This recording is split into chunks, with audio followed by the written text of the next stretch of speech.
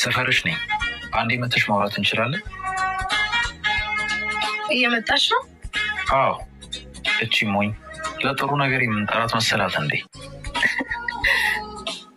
ምስኪን የ6 ዓመት ፍቅረኛውን ባላመጣም ባረኩባት አይደል? ወገኛ። ለምን ነበር የፈለከኝ? በፈጣሪ ስም እንዴት ልትራመድ ቻለች?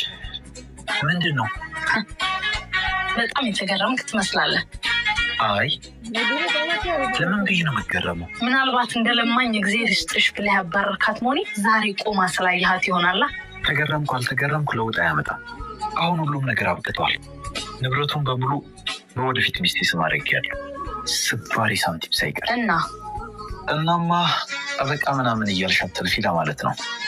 ደግሞ ሰርጌ ከ2 ሳምንት በኋላ ነው፣ እንዳትቀሪ።